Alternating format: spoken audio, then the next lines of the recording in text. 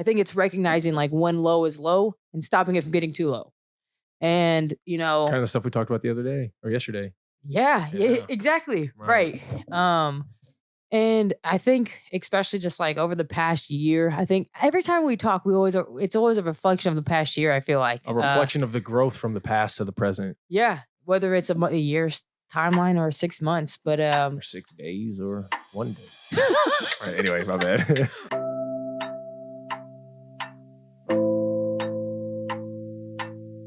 We're back with another episode of the Post-Workout Podcast. We have a special guest today, Tiana Thompson. Hello, Tiana. Welcome yourself to the podcast. Oh, well, I'm here welcoming myself. We don't even do that. I know you don't. We don't even do that. All right. What were you going to say about Saturday, though? I was asking what you were doing Saturday. From 9:30 to 1 p.m. Anytime in that time frame. I will be training people, but I can move people around depending on like. Well, would you be willing to maybe train somebody at a gym in Overland Park, Kansas? Like boxing? No. It's just okay. there's a grand reopening of Body Shop Fitness, which is a gym out in Overland Park. I'm just gonna see if you want to come out for it, but I understand if you're busy. Okay. Yeah, well, I mean, we'll check it out. You've been doing a lot of those sort of. It's dope to see you busy, like being involved with a lot of different stuff. Yeah, man. I mean, S2's growing and we're just busy. Like we try our best store to store. Well, I guess I gotta be right here. We try our best store to store to, be active in gyms in the community just in general. And then we really do try to do like women's events, group events. We got Operation Transformation going on right now. So that's the $10,000 transformation prize. Yep. Thingy. Yep. Nice. So it's an 8-week challenge. We have 4 a year, and the biggest transformation wins $10,000. It's pretty cool. Nice. Yeah. So we're in the second one for 2022 right now, but the workout this weekend is separate from that. So like part of you've probably heard of it, the Protein Bros podcast. Their whole platform, not just the podcast, but their Instagram. They Jeff and Kyle, they're the owners of our S2 locations. And shout out Jeff and Kyle. Shout out Jeff and Kyle, my dogs. Nice.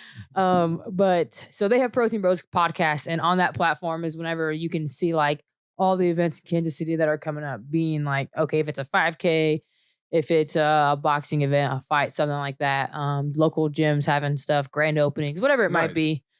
So they try their best to promote people and like promote local small businesses and stuff. So it's pretty cool. I was gonna say it's dope seeing you like be super active and like super involved like with the community. Do you get fulfillment out of that? 100%. I mean, I feel like I always have. I mean, just growing up, mom always raised us to do fundraising type stuff. I mean, she was in marketing her whole life, so she was always at events, and I always went with her for like everything. I'm pretty sure you were the number one Major Savers like seller out of all of us. Probably. And Major Savers, right? What was it? I mean, that was one of them. We did Major Savers at Shoto. Right. And then I mean, like we'd have cookie dough for sports events and things like that, popcorn for basketball. So I think that was another form of being competitive. 100%. Of just like, to facilitate that competitive urge. Right. But I mean, think about it like that too. Like you're at a young age having to talk to strangers. I mean, we walk around the Briarcliff neighborhood at freaking not kindergarten, but like 5th grade. Literally. Well, I mean, for you, it was like kindergarten. Briarcliff was 5th grade. Yeah, I know. I was thinking, like when you were at Shoto and we were going around, you were like in like kindergarten, 1st grade. 100%. My bad, go ahead. No, you're good. I was going to say, Donacy mentioned on the podcast not too long ago that one thing our generation experienced that the newer generation doesn't even have to experience is something as simple as knocking on a stranger's door. Yeah. And trying to like commune with them. Right. Yeah. I mean, even like Christmas caroling. I don't think that's never been a thing we ever did. And I don't think that's ever really. But it wasn't far-fetched for us to like comprehend. I feel like now it's a little bit more like taboo to be like, people are going Christmas caroling. Right. But I also think that's just like a reflection of that's not even like talked about in like media, like movies and stuff. Yeah. A lot of social norms, especially from a communal standpoint, are starting to diminish just because of the way our society's kind of going. Traditional stuff, it's a little bit different now, What was the stuff you were talking about, you and Taylor, on some, you guys doing some sort of like biblical study thing? Yeah, so we're actually going to start a devotional I think we're probably gonna meet every week. We haven't decided yet because she just got a new job. And just depending on like what time it lines up, but it's just a new woman's devotional. It's a Joyce Meyer book, Godlets. Goblets. Goblets. Goblins. God damn you. God damn you. No, it's Habits of a Godly Woman. Okay. Sorry. Habits of a Godly Woman. Yeah. Okay. Did I say that backwards? No, I was just okay, re-articulating it. Yeah. Sometimes I get dyslexic with it. I'm just like, did I say that the same way I heard it? Right. Yeah. Habits of a Godly Woman. Habits of a Godly Woman. Nice. Go ahead, restate it one more time. Habits of a Godly Woman. Nice. By Joyce Meyer. Nice. So I actually have her 365 every day kind of devotional guided reading, and that is Confident Woman. And I've had that for over a year. I haven't been consistent with it for the full year, so I just like to, every single day as best as I can, always open that up. But yeah, so Taylor and I are starting that, and I'm super excited just because that's kind of like a point in our relationship that we haven't gotten super close on. Like we've talked about it a little bit, but nothing too serious. So I'm excited for us to grow, closer through sisterhood. Through the sisterhood of traveling books. Sure. Sorry. Close enough. That's dope. Yeah, that's dope. That's dope. Yeah. I was just asking that because we were kind of going into the way we're losing a lot of foundational traditional norms, such as like even knowing your neighbor, right? Yeah. Right. Like something as simple as that when we were talking about the major saver stuff. That's true. So I feel, even just because the pandemic played a big role in that. And, I talked and see a lot of teachers on a daily basis. And just kind of I think about how different school is now compared to how it was for us whenever we were in school. Right. And it's just completely different. Because even when I was a substitute teacher, that was 2021. 2021. I didn't do it in 2020. But that was just interesting because there was really minimal student engagement with each other. And I remember when I was in school and I had a substitute teacher. It was hella engagement. Chaos. Right. We were chaos. Right. It's just this is what it was. Right. We were ornery. But school was fun. And I feel like that's a completely different experience that kids have now these days. And I think it's important for those kids that are involved in stuff, whether it's academics, athletics, arts, whatever it is, for them to really go with it and be passionate about it and not just go in limbo. But yeah, that the leadership, you talking about people going gung-ho and being fully devoted if they're going to embark on doing extracurriculars, which I think everybody should in one way, shape, or form, get out of their comfort zone, right? Yeah. Do you feel like that prepared you to handle a lot of the social expectations for a job that you kind of have right now?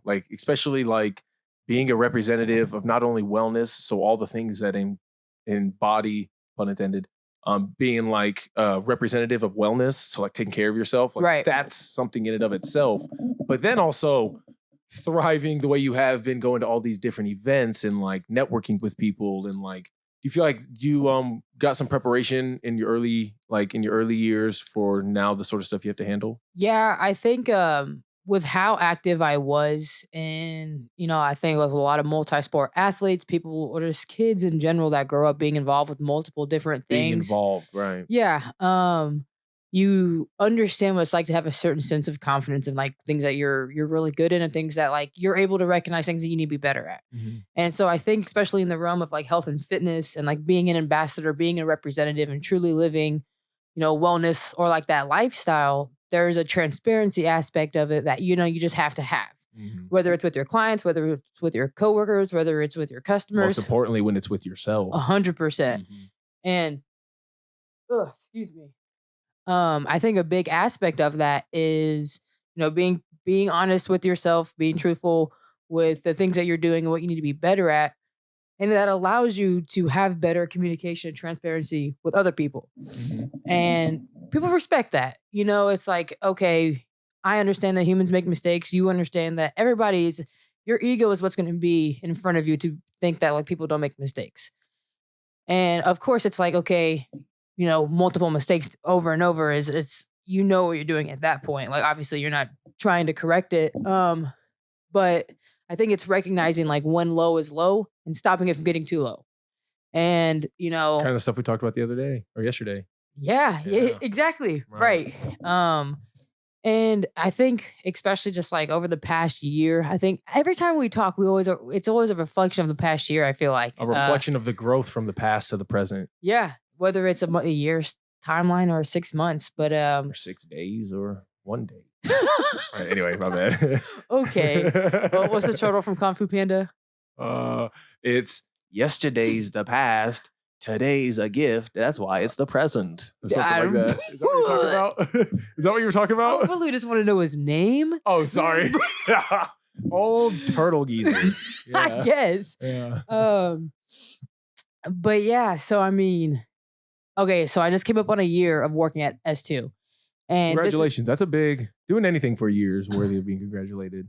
I'd agree with that. It's time invested. It's sacrifices made.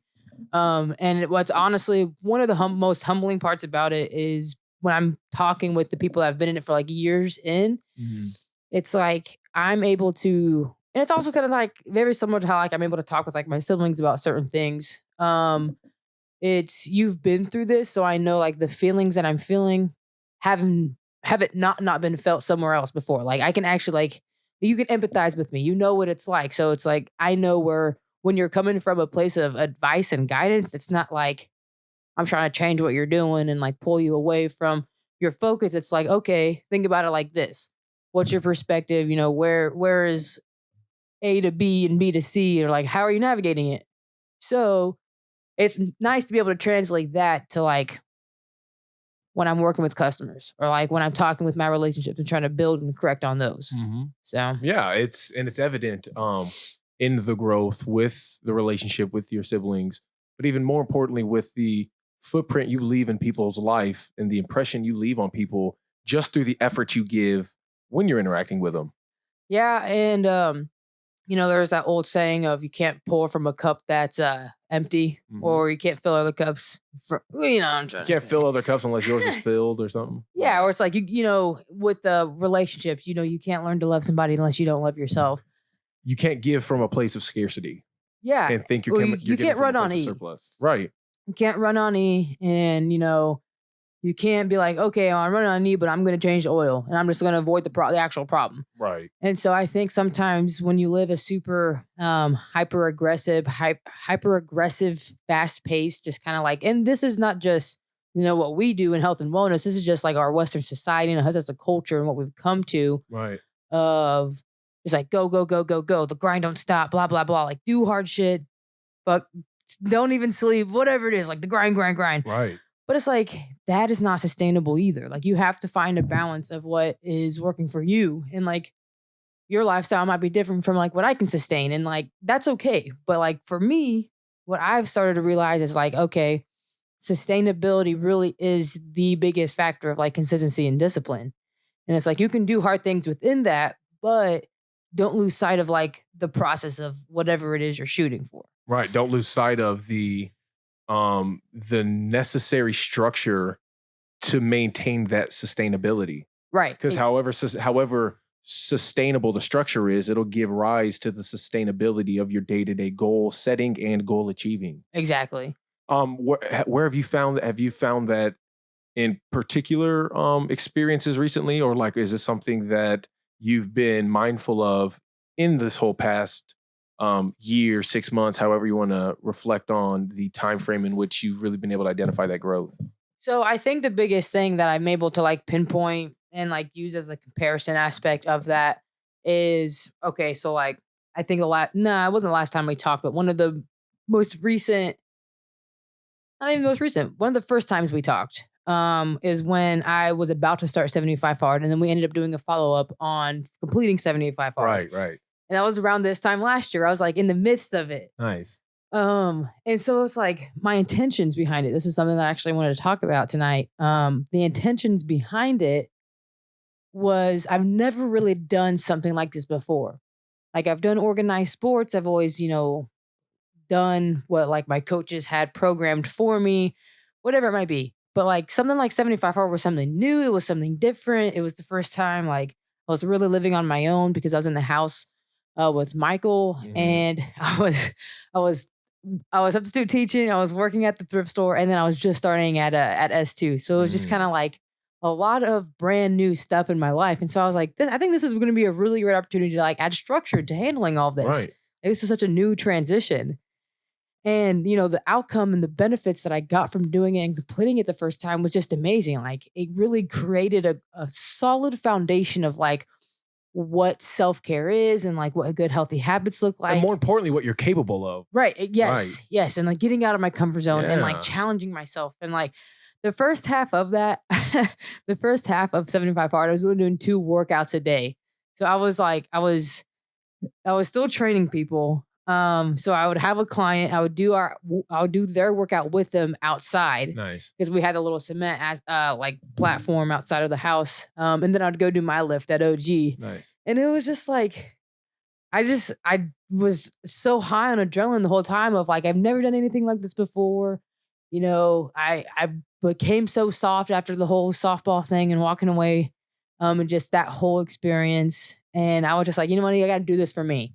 No one's going to freaking solve my problems, whatever it is. Like, you have to do it for yourself and you have to show up for yourself. And, you know, recently, it's been new. I've been on my own apartment for a couple months now. I've never like lived on my own because I rehomed Kodak. So like that whole situation was new. And so handling like really being control of like every second, every minute of the day that you have, you know, outside of work, outside of whatever it is, I feel like I have to take care of beyond like Tiana's stuff. It kind of just like became blurred. Like everything just kind of felt like go, go, go. And it wasn't like purposeful. And, you know, when you do 75 Hard, there's like, you have a list of things you have to accomplish and you have to do stuff. So I was like, okay, I'm just going to do 75 Hard. That's going to fix my life. So I realized, like I wanted to talk about, my intention behind it wasn't like, this is a great tool to have in my toolbox to create more structure. This is something I'm using as like a crutch.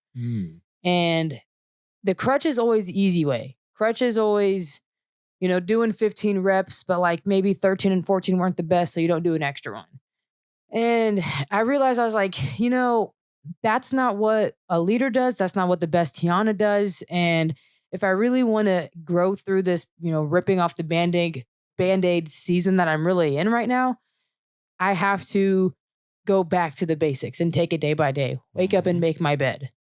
Like, I mean, sometimes you have those like lows or it's just like, fuck. I don't even want to make my bed. I wake up 20 minutes before I really need to leave. Right. Get up, look some way halfway presentable, and like do just get enough through my day. Yeah. And you know, and it's just like, that's not healthy.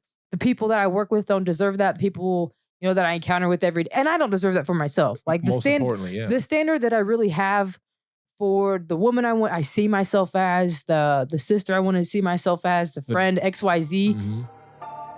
It's just, I have to have that balance, you know, and showing up for myself has to matter.